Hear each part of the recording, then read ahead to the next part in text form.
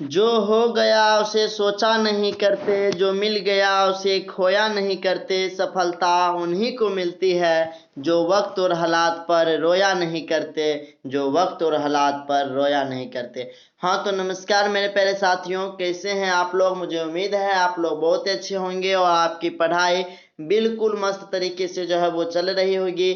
आज के इस वीडियो में हम बिहार बोर्ड मैट्रिक परीक्षा 2026 के लिए जो है हिंदी के 5वां चैप्टर जिसका नाम है नागरी लिपि के सभी वीवीआई ऑब्जेक्टिव क्वेश्चन को करेंगे, जो कि काफ़ी महत्वपूर्ण है।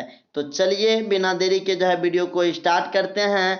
और वीडियो स्टार्ट करने से पहले अगर आपने अभी तक इस चैनल को सब्सक्राइब नहीं किए हैं तो आप सभी जल्दी से जो है इस चैनल को सब्सक्राइब कर लीजिए। तो चैप्टर का नाम है आपका नागरी लिपि, 5वां चैप्टर है और इसका पहला प्रश्न है मेरे प्यारे साथियों कि निम्न भाषाओं में से किस भाषा को देवनागरी लिपि में लिखते हैं। यह प्रश्न 2024 की प्रथम पाली में पूछा गया है। तो हिंदी भाषा को जो है मेरे प्यारे साथियों देवनागरी लिपि में लिखते हैं, ऑप्शन डी जो है इसका सही उत्तर हो जाएगा। पंजाबी भाषा को गुरुमुखी लिपि में लिखते हैं और अंग्रेजी भाषा को रोमन लिपि में लिखते हैं, याद रखिएगा। अगला प्रश्न है आपका मेरे प्यारे साथियों के स्थापत्य की उत्तर भारत की एक विशेष शैली को क्या कहते हैं। यह 2024 के द्वितीय पाली में पूछा गया है। तो नागर शैली कहते हैं, ऑप्शन बी जो है इसका सही उत्तर हो जाएगा। अगला प्रश्न है आपका मेरे प्यारे साथियों कि टकसाल शब्द का अर्थ है तो जहां सिक्के ढलते हैं, ऑप्शन बी जो है इसका सही उत्तर हो जाएगा, याद रखिएगा। इसके बाद आपका अगला प्रश्न है मेरे प्यारे साथियों 4 नंबर का कि किस शासक ने ऐसा सिक्का चलाया जिस पर नागरी लिपि में राम सिंह शब्द अंकित है। तो बादशाह अकबर ने, ऑप्शन बी जो है इसका सही उत्तर हो जाएगा। अगला प्रश्न है आपका मेरे प्यारे साथियों 5 नंबर का कि चंद्रगुप्त द्वितीय विक्रमादित्य का व्यक्तिगत नाम क्या था। तो इसका जो नाम था वह देव था, ऑप्शन सी जो है इसका सही उत्तर हो जाएगा। नेक्स्ट प्रश्न है काशी क्या है। तो काशी देवनगरी है, ऑप्शन बी जो है इसका सही उत्तर हो जाएगा।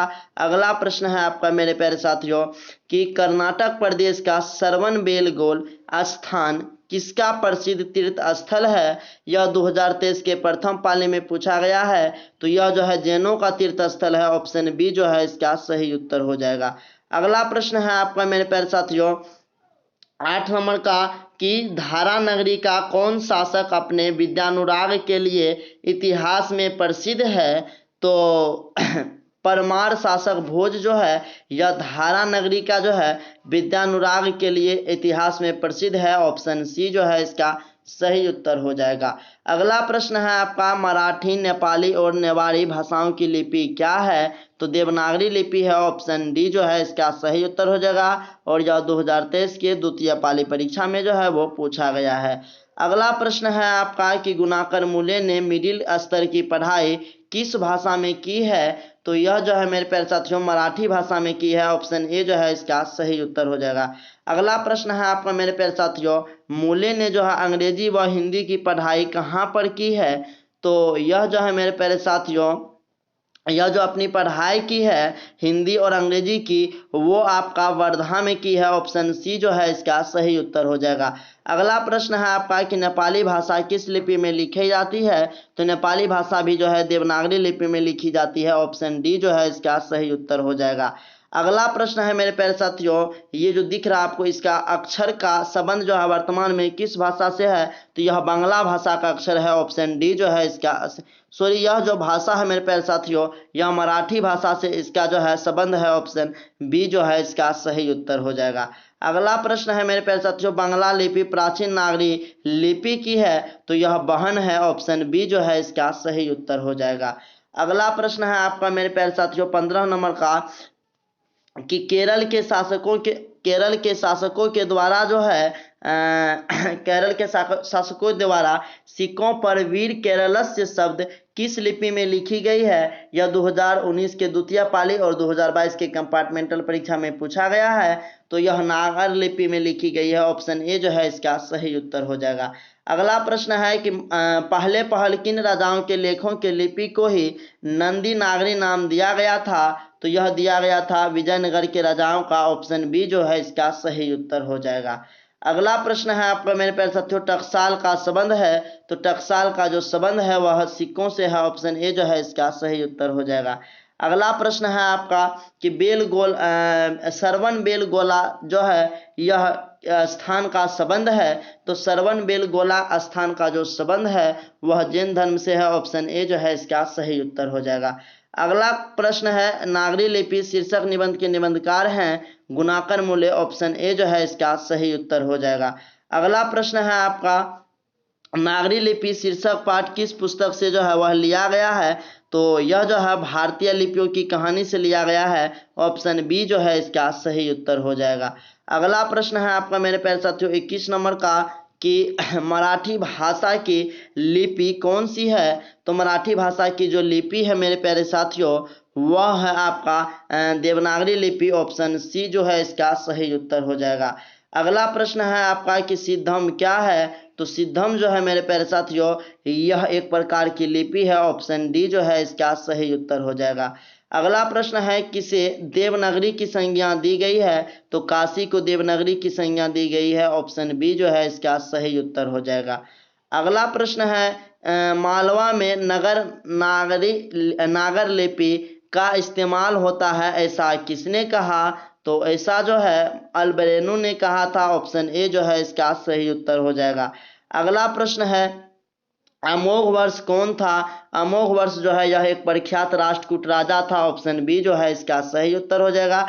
अगला प्रश्न है मिहिर भोज की ग्वालियर प्रशस्ति किस भाषा में है। तो यह जो है संस्कृत भाषा में है। ऑप्शन सी जो है इसका सही उत्तर हो जाएगा 26 नंबर का। अगला प्रश्न है बेतमा कहाँ है। तो बेतमा जो है यह इंदौर के पास है। ऑप्शन ए जो है इसका सही उत्तर हो जाएगा। बेतमा इंदौर के पास है, याद रखिएगा।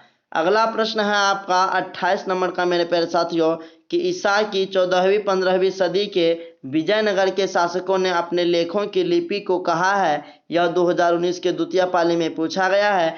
नंदी नागरी कहा है। ऑप्शन ए जो है इसका सही उत्तर हो जाएगा। अगला प्रश्न है हिंदी लिखी जाती है। तो हिंदी जो है यह देवनागरी लिपि में लिखी जाती है। ऑप्शन ए जो है इसका सही उत्तर हो जाएगा।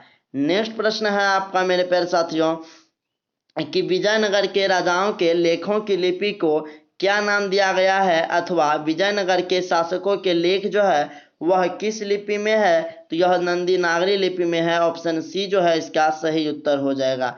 नेक्स्ट क्वेश्चन है आपका कि नागरी लिपि कब एक सार्वदेशिक लिपि थी। तो यह जो है 8वीं 11वीं सदी में। ऑप्शन सी जो है इसका सही उत्तर हो जाएगा।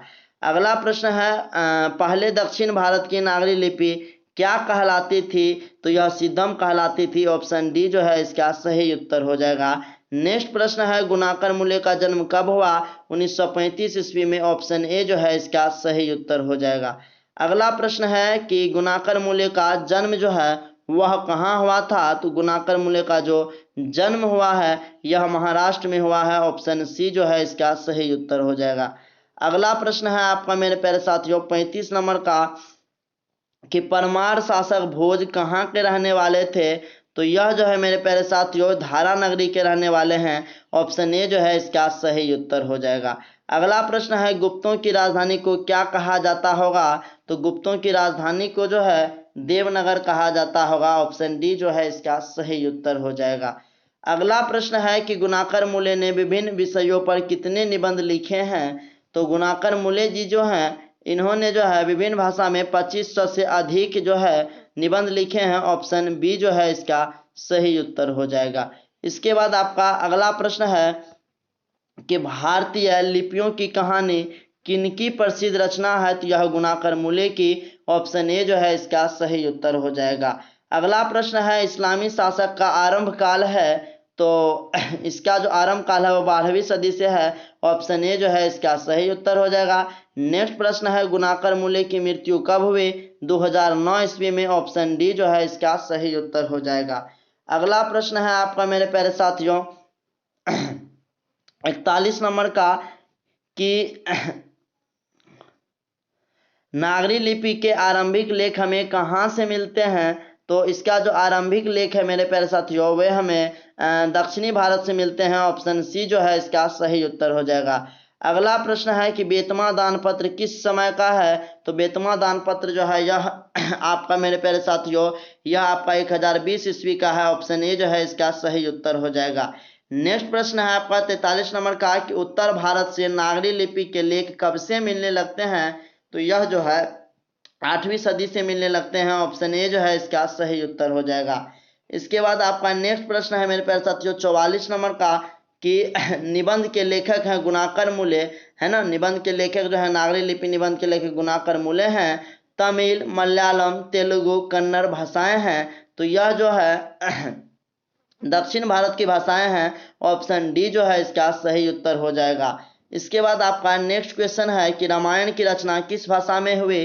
तो रामायण की रचना संस्कृत भाषा में हुई। ऑप्शन ए जो है इसका सही उत्तर हो जाएगा। नेक्स्ट प्रश्न है नागरी लिपि शीर्षक पाठ साहित्य की कौन सी विधा है? तो यह एक निबंध है। ऑप्शन बी जो है इसका सही उत्तर हो जाएगा। अगला प्रश्न है आपका मेरे प्यारे साथियों 48 नंबर का कि दक्षिण भारत की नागरी लिपि क्या कहलाती है? तो दक्षिण भारत की नागरी लिपि जो है यह नंदी नागरी कहलाती है। ऑप्शन सी जो है इसका सही उत्तर हो जाएगा। अगला प्रश्न है 10वीं-11वीं सदी में किस रचना ने भारत यूरोप के बीच व्यापार संबंध के बारे में बताया है? तो यह पद्मावत में। ऑप्शन सी जो है इसका सही उत्तर हो जाएगा। अगला प्रश्न है आपका दक्षिण भारत में द्रविड़ भाषा परिवार की कौन सी भाषा सबसे अधिक प्राचीन है? तो वह तमिल भाषा है। ऑप्शन ए जो है इसका सही उत्तर हो जाएगा। नेक्स्ट क्वेश्चन है श्रहपाद की कृति है। तो श्रहपाद की कृति दोहा कोश है। ऑप्शन ए जो है इसका सही उत्तर हो जाएगा। अगला क्वेश्चन है दोहा कोश किसकी रचना है? तो दोहा कोश जो है यह श्रहपाद की रचना है। ऑप्शन ए जो है इसका सही उत्तर हो जाएगा। अगला क्वेश्चन है आपका हिंदी के आदि कवि हैं। हिंदी के आदि कवि जो हैं वे श्रहपाद हैं। ऑप्शन डी जो है इसका सही उत्तर हो जाएगा। नेक्स्ट क्वेश्चन है सूर्य नामक पुस्तक किसने रचना है? किनकी रचना है? तो यह गुणाकर मूले की रचना है। ऑप्शन सी इसका सही उत्तर हो जाएगा। नेक्स्ट क्वेश्चन है कि नेवारी भाषाएं किस लिपि में लिखी जाती है? देवनागरी लिपि में। ऑप्शन ए जो है इसका सही उत्तर हो जाएगा। इसके बाद आपका नेक्स्ट क्वेश्चन है कि दंती दुर्ग किस वंश का शासक था? दंती दुर्ग जो है यह एक राष्ट्रकूट वंश का शासक था। ऑप्शन ए इसका सही उत्तर हो जाएगा। नेक्स्ट क्वेश्चन है विद्यानुराग के लिए प्रसिद्ध है। तो विद्यानुराग के लिए जो है भोज प्रसिद्ध है। ऑप्शन ए जो है इसका सही उत्तर हो जाएगा। नेक्स्ट क्वेश्चन है आपका कि दंती दुर्ग के चाचा का नाम क्या था? तो कृष्ण जो है यह दंती दुर्ग के चाचा का नाम था। ऑप्शन सी जो है इसका सही उत्तर हो जाएगा। नेक्स्ट क्वेश्चन है गोमटेश्वर का भव्य पुतला कहाँ है? तो गोमटेश्वर का भव्य पुतला जो है यह सरवनबेलगोल में है। ऑप्शन ए जो है इसका सही उत्तर हो जाएगा। नेक्स्ट क्वेश्चन है 8वीं सदी में शिलाहारों का राज्य कहाँ स्थापित हुआ? तो यह महाराष्ट्र में स्थापित हुआ। ऑप्शन बी जो है इसका सही उत्तर हो जाएगा। अगला प्रश्न है किस शासक का व्यक्तिगत नाम देव था? तो यह विक्रमादित्य का। ऑप्शन ए जो है इसका सही उत्तर हो जाएगा। नेक्स्ट क्वेश्चन है आपका मेरे प्यारे साथियों 62 नंबर का कि एलोरा का कैलाश मंदिर किस वंश के शासकों ने बनवाया था? तो यह राष्ट्रकूट। ऑप्शन डी जो है इसका सही उत्तर हो जाएगा। नेक्स्ट क्वेश्चन है राष्ट्रकूट की नई राजधानी कहाँ थी? मान्यखेट। ऑप्शन ए इसका सही उत्तर हो जाएगा। अगला प्रश्न है गणित सार संग्रह की रचना किसने किया था? महावीराचार्य ने। ऑप्शन बी इसका सही उत्तर हो जाएगा। अगला प्रश्न है कि गंग वंश के शासकों का संबंध वर्तमान के किस क्षेत्र से था? तो इसका संबंध जो है वह उड़ीसा से था। ऑप्शन ए जो है इसका सही उत्तर हो जाएगा। अगला प्रश्न है जो कि इस चैप्टर का लास्ट प्रश्न है ब्राह्मी शैली का प्रचलन भी था। तो इसका प्रचलन उड़ीसा में था। ऑप्शन सी जो है इसका सही उत्तर हो जाएगा। तो इस चैप्टर के 66 प्रश्न में से आपको कितना प्रश्न याद था कमेंट बॉक्स में जरूर बताइएगा। और अगर आपके एग्जाम में इस चैप्टर से प्रश्न पूछे जाएंगे तो इन्हीं 66 प्रश्नों में से पूछे जाएंगे। इनसे बाहर एक भी प्रश्न आपके परीक्षा में नहीं रहेंगे।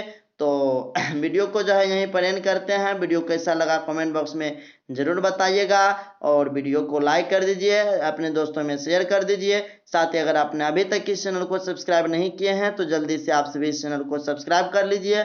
वीडियो को अंत तक देखने के लिए आपका बहुत बहुत शुक्रिया। मिलते हैं आपसे नेक्स्ट वीडियो में, तब तक के लिए जय हिंद।